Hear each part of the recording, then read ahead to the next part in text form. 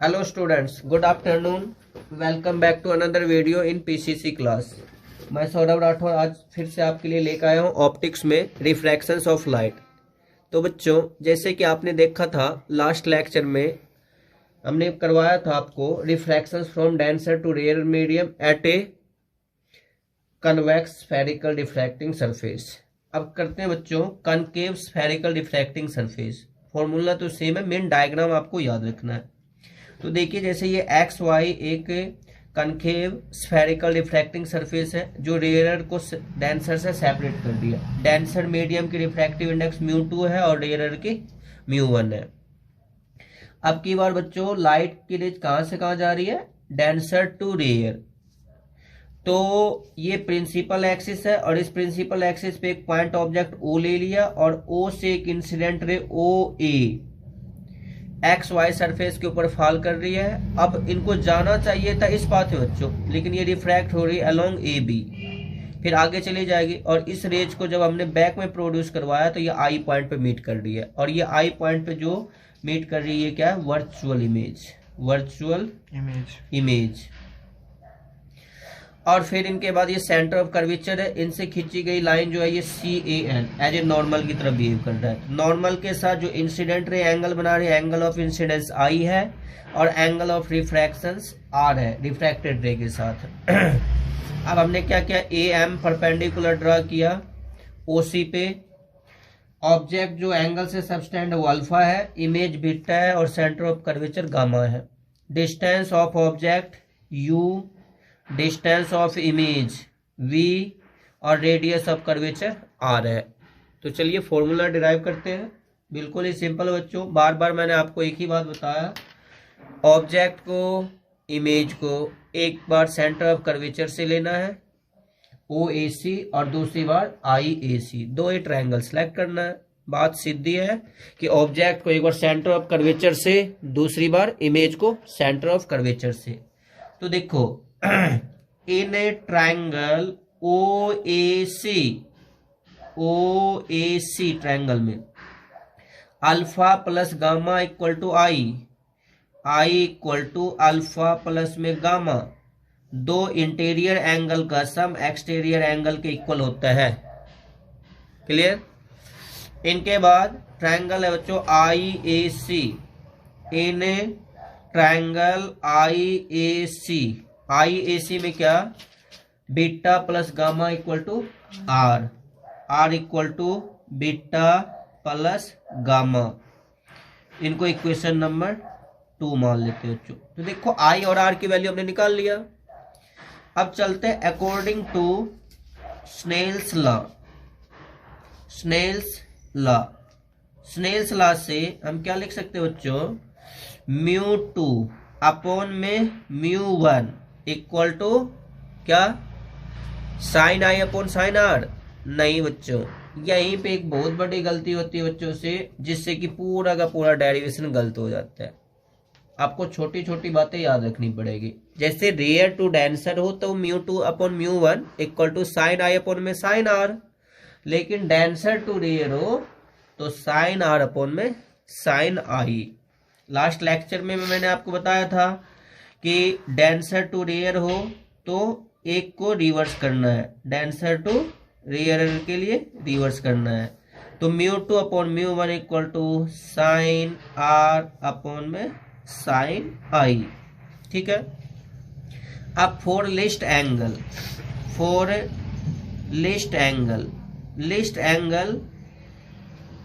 List का मतलब क्या होता है बच्चों? Small angle. जब एंगल छोटा हो तो साइन I के इक्वल हो जाएगा और साइन R के इक्वल हो जाएगा, है ना? तो μ2 अपॉन में μ1 इक्वल टू R अपॉन में I, है ना? क्रॉस मल्टीप्लाई कीजिए तो μ1 R इक्वल टू μ2 I। अब देखो हमने I और R की वैल्यू क्यों निकाल रखा था?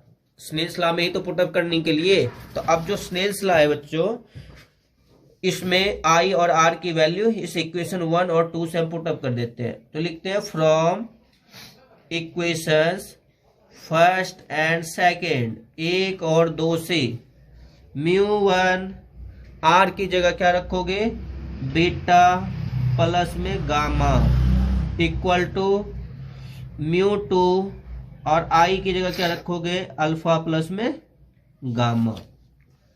अब एंगल का फॉर्मूला क्या होता है, आर का अपॉन में रेडियस।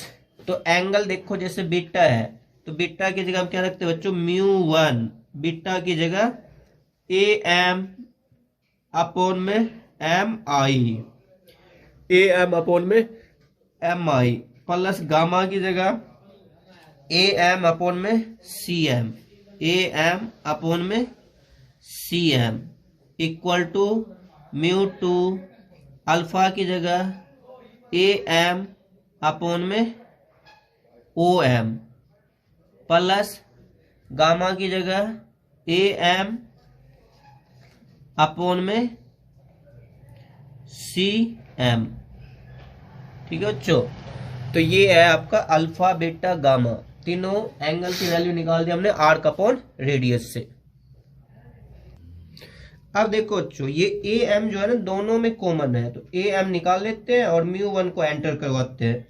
तो μ1 अपॉन में एम आई प्लस में μ1 अपॉन में सी एम, ये हो गया इक्वल टू ए एम बाहर निकाल के ये हो जाएगा बच्चों μ2 अपॉन में ओ एम प्लस μ2 अपॉन में सी एम।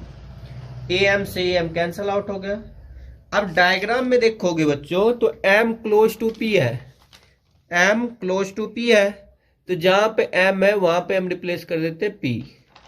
तो हम यहां पे लिखते हैं m क्लोज टू p, तो एम आई इक्वल है पी आई का, सी एम इक्वल है सी पी का और ओ एम इक्वल है ओ पी का। तो μ1 अपॉन में पी आई प्लस μ1 अपॉन में C P equal to μ2 upon O P plus μ2 upon में सी पी, है ना। तो पाई क्या है, इमेज, सी पी क्या है, रेडियस ऑफ कर्वेचर, और ओ पी क्या है, डिस्टेंस ऑफ ऑब्जेक्ट। तो अब देखिए बच्चों साइन कन्वेंशन से क्या लेना है तुम्हें, एम आई को हमने रिप्लेस किया था पी आई से, और पी आई क्या है, distance of image, left side में है तो माइनस का वी प्लस μ1 सी पी की जगह क्या आर प्लस का आर इक्वल टू μ2 और ओ पी क्या है माइनस का यू प्लस μ2 अपॉन में आर। ठीक है, अब एक काम करो बच्चों, जो ये माइनस का है ना राइट टू लेफ्ट लाओ, प्लस का हो जाएगा। तो μ2 अपॉन में u माइनस μ1 अपॉन में v equal to μ2 minus μ1 upon में r। तो फाइनली फॉर्मूला प्रूफ हुआ बच्चों, डेंसर टू रेयर में μ2 by u minus μ1 by v equal to μ2 minus μ1 upon में r। यही रेयर टू डेंसर में क्या था, μ2 by v minus μ1 by u equal to μ2 minus μ1 upon में r। तो बच्चों जैसे अभी अभी आपने देखा था refractions from rare to denser, denser to rare, दोनों ही केस में हमने क्या किया था, तीन डेरिवेशन डिराइव किया था। हालांकि फॉर्मूले तो सब में सेम है, बट उसमें जो ना हमने डायग्राम ड्रा किया था उसमें क्या था कि ऑब्जेक्ट किसी में जैसे लेफ्ट लिया गया तो इमेज भी लेफ्ट फॉर्म हो रही है या किसी में राइट फॉर्म हो रही है। तो तीनों अलग अलग केस में, जैसे पेपर के पॉइंट्स ऑफ व्यू से मैंने बार बार आपको बताया भी था, अब भी बता रहा हूँ कि देखना होगा कि पेपर में कौन से रिफ्रैक्टिंग सरफेस में डिराइव करना है। कनकेव में हो तो कनकेव में करना है, कन्वेक्स में हो तो कन्वेक्स में करना है। उसमें भी देखना है रियल इमेज है या वर्चुअल इमेज है। डायरेक्ट मीट कर दिया तो रियल है और डॉट डॉट में कर दिया तो वर्चुअल है।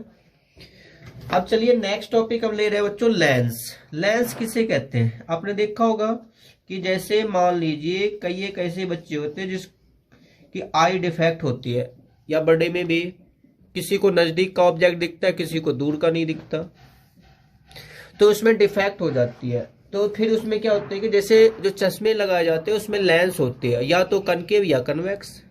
तो ये आई डिफेक्ट में आपने देखा होगा। तो अब लेंस जो होता है बच्चों, लेंस हम कहते हैं किसे है, एक बात तो क्लियर है कि लेंस क्या है, ट्रांसपेरेंट मीडियम है, क्योंकि आर पर हम देख सकते हैं। और पिछले चैप्टर में जो हमने स्टडी किया था वो मिरर था, मिरर का एक पार्ट ओपेक था, दूसरा रिफ्लेक्टिंग था। बट लेंस में क्या होगा, ये ट्रांसपेरेंट मीडियम है जिसके आर पार हम देख सकते हैं। अब उसमें क्या है कि लाइट की रेज रिफ्रैक्ट होगी, रिफ्रैक्ट का मतलब अपनी पाथ को चेंज करेगी। तो लेंस के लिए हम यूं कह सकते हैं, it is a portion of transparent refracting medium.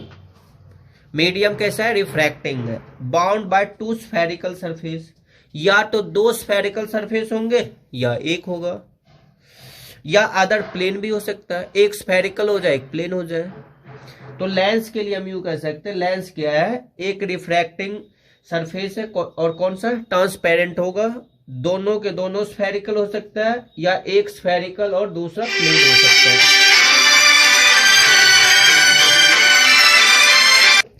तो ये है बच्चों लेंस। तो लेंस के लिए अब देखो, लेंस दो टाइप्स होते हैं, two types of lens, two types of lens. एक लेंस होता है बच्चों कन्वेक्स लेंस, कन्वेक्स, और कन्वेक्स लेंस का ही दूसरा नाम है कन्वर्जिंग लेंस। इसी को हम बोलते हैं कन्वर्जिंग लेंस, कन्वर्जिंग लेंस। ठीक है। अब कहोगे कन्वेक्स लेंस किसे कहते हैं, तो लेंस में क्या होगा, ऐसी लेंस जिसका बीच का पार्ट तो थिक हो बच्चों और साइड का पार्ट थिन हो। बीच में थिकर हो, thicker at middle part, thicker at middle part and thin at edge. इसे हम कहेंगे कन्वेक्स लेंस। मतलब दो रिफ्रैक्टिंग सरफेस है, स्फेरिकल रिफ्रैक्टिंग सरफेस है, और बीच से ये थिक है और साइड से थिन है। तो कन्वेक्स लेंस जो होता है बच्चों, ये तीन टाइप से होते हैं। जो फर्स्ट होगा double convex lens, double convex lens. देखिए इसमें दोनों के दोनों सरफेस कन्वेक्स की तरह बिहेव कर रहा है, कन्वेक्स बैंड है, ठीक है। दूसरा है बच्चों प्लेनो कन्वेक्स, नाम से क्लियर होगा, प्लेनो मतलब प्लेन, प्लेनो कन्वेक्स। एक तो होगा प्लेन और दूसरा होगा कन्वेक्स, तो ये हो जाएगा प्लेनो कन्वेक्स। ठीक है, देखिए ये तो है प्लेन और ये वाला है कन्वेक्स। फिर लास्ट होगा बच्चों कनकेवो कन्वेक्स, कनकेवो कन्वेक्स। कनकेवो कन्वेक्स में क्या, एक होगा कनकेव और दूसरा होगा कन्वेक्स। अब देखिए ये वाला पार्ट तो कब कनकेव है और ये वाला पार्ट कन्वेक्स है, तो इसलिए इसे हम क्या कहेंगे, कनकेवो कन्वेक्स।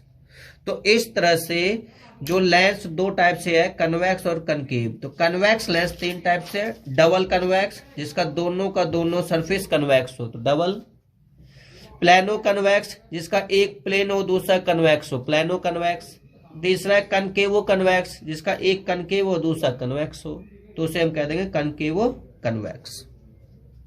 अब बच्चों इसका जो सेकंड टाइप है वो है कनकेव और डाइवर्जिंग लेंस, बिल्कुल रिवर्स है।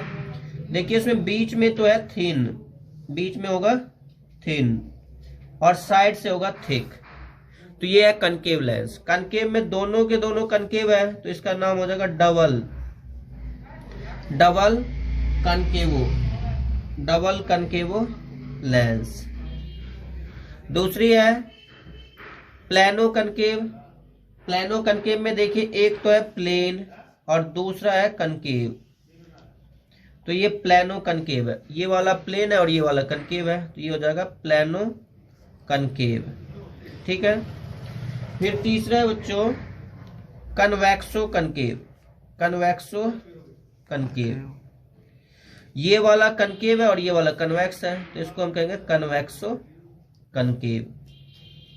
तो ये बच्चों लेंस, तो लेंस दो टाइप से था, एक है कन्वेक्स लेंस और एक है कनकेव लेंस। अब देखिए इसके कुछ इंपॉर्टेंट टर्म्स है। इंपॉर्टेंट टर्म्स के लिए जैसे मान लीजिए ये कन्वेक्स लेंस है, कन्वेक्स लेंस का ये जो सेंटर होगा इसे हम कहेंगे बच्चों ऑप्टिकल सेंटर, और जो लाइन ये ऑप्टिकल सेंटर से पास कर दी है इसे हम क्या कहेंगे, principal axis. Principal axis, principal axis क्या, जैसे मान लीजिए स्फेरिकल रिफ्रैक्टिंग सरफेस है, इसका C1 हो जाएगा, और ये रिफ्रैक्टिंग सरफेस है ये C2 हो जाएगा। मान लीजिए ये C1 है और ये C2 है। अब दोनों के दोनों सेंटर ऑफ कर्वेचर से जो लाइन पास करेगी स्ट्रेट लाइन, उसे हम कहेंगे principal axis. A straight line which is passes through the centre of curvature of two surface of lens is known as principal axis. और इनका जो ये मिड पॉइंट होगा इसे हम क्या कहेंगे बच्चों, ऑप्टिकल सेंटर C। ये हो जाएगा optical centre, optical centre C। फिर इनके बाद है बच्चों principal focus. Principal focus, principal focus की हम बात करें बच्चों, जैसे मान लो ये कन्वेक्स लेंस है और इसके ऑप्टिकल सेंटर से ये पास करे प्रिंसिपल एक्सिस, ये लाइट की रेज आई और ये रिफ्रैक्ट होके चली गई, ये लाइट की रेज आई और ये रिफ्रैक्ट होके चली गई। अब जिस पॉइंट पे ये कट कर रही है इसे हम बोलते हैं प्रिंसिपल फोकस। ठीक, हम यूं कह सकते हैं व्हेन ए बीम, बीम क्या होता है बच्चों, grouping of ray of light, beam of ray of light pass over the refracting surface of lens, then refracted toward principal axis and meeting at a particular point which is known as principal focus। principal focus को हम F से represent करते हैं, capital F से। ठीक है, फिर इनका जो डायमीटर होगा बच्चों, जो ये डायमीटर है इसे हम क्या कहेंगे, एपर्चर। एपर्चर, एपर्चर क्या हो जाएगा, diameter, diameter of lens, lens का जो डायमीटर होगा उसी को हम कहेंगे एपर्चर। बाकी साइन कन्वेंशन सेम है, मिरर की तरह आपने देखा होगा कि जो डिस्टेंस इंसिडेंट रे के डायरेक्शन में मेजर करेंगे वो तो पॉजिटिव का लेंगे, जो अपोजिट डायरेक्शन में लेंगे वो नेगेटिव का, जो अपवर्ड लिया जाएगा पॉजिटिव का और जो डाउनवर्ड लिया जाएगा वो नेगेटिव का। तो इस तरह से लेंस की बातें थी बच्चों। लेंस से रिलेटेड कुछ इंपॉर्टेंट टर्म्स आपको बताया गया था, याद रहे बच्चों। जो लेंस में जो होता है कनकेव और कन्वेक्स लेंस है, कनकेव लेंस को हम क्या बोलते हैं, डाइवर्जिंग लेंस, और कन्वेक्स को बोलते हैं कन्वर्जिंग। इसके पीछे भी क्या रीजन है चलो थोड़ा सा बताता हूं। जैसे कन्वर्ज का मतलब क्या, चारों तरफ से आके एक पॉइंट पे कलेक्ट होना, तो वो हो जाएगा कन्वर्जिंग। तो देखिए जो कन्वेक्स लेंस है, कन्वेक्स लेंस में लाइट की रेज अलग अलग डायरेक्शन से आ रही है और सारे के सारे एक पॉइंट पे आके मिल रही है, तो इसे हम क्या कहते हैं, कन्वर्जिंग लेंस। और डाइवर्जिंग का क्या मतलब बच्चों, एक पॉइंट से निकल के चारों तरफ फैलना। जैसे मान लो ये कनकेव लेंस है, ये कनकेव लेंस है और कनकेव लेंस में ये लाइट की रेज आई और ये रिफ्रैक्ट होके चली गई, ये दूसरी लाइट की रेज आए ये रिफ्रैक्ट होकर चले गए। अब ये दोनों रेज तो आगे मीट नहीं करेंगे, तो दोनों को हम क्या करते हैं, बैक में प्रोड्यूस करवाएंगे। और जब बैक में प्रोड्यूस करवाते हैं तो ये जिस पॉइंट पे मीट कर रही वो प्रिंसिपल फोकस है। अब देखिए एक पॉइंट से लाइट की रेज चारों अलग अलग डायरेक्शंस में निकल के जा रही है, तो ये हो जाएगा डाइवर्जिंग। एक पॉइंट से निकल के फैलेगी तो डाइवर्जिंग, और चारों तरफ से एक पॉइंट पे आएगी तो कन्वर्जिंग। इट मीन्स इनको ऐसे समझिए, जैसे यदि सारे बच्चे स्कूल में पहुंचते हैं अलग अलग डायरेक्शन से, अलग अलग गांव से, अलग अलग जगह से आके एक पॉइंट पे, वो पॉइंट क्या आपका स्कूल है, और स्कूल में सारे बच्चे इकट्ठे होते, ये हुआ कन्वर्ज। फिर जैसे छुट्टी होती है, छुट्टी के टाइम में सारे बच्चे एक पॉइंट से निकल के अलग अलग डायरेक्शंस में जाएंगे, अलग अलग गांव में जाएंगे, ये हो गया डाइवर्ज। तो फैलना डाइवर्जिंग और इकट्ठा होना कन्वर्जिंग। तो बच्चों ये थे आज की क्लास, और आज की क्लास यही फिनिश करना चाहेंगे। ये इंट्रोडक्शन थे लेंस के बारे में, और जो रिफ्रैक्टिंग सरफेस से रिलेटेड एक डेरिवेशंस रह रहा था वो आपको करवा दिया गया। तो आज की वीडियो आई होप सभी बच्चों को सही सही समझ में आया होगा, क्लास पसंद आया होगा। लेकिन फिर भी कोई दिक्कत रहती है तो आप कमेंट करके पूछ सकते हैं, आपकी प्रॉब्लम को हम सॉर्ट आउट करेंगे। मिलते हैं नेक्स्ट वीडियो में नए टॉपिक नए चैप्टर के साथ। Thank you very much.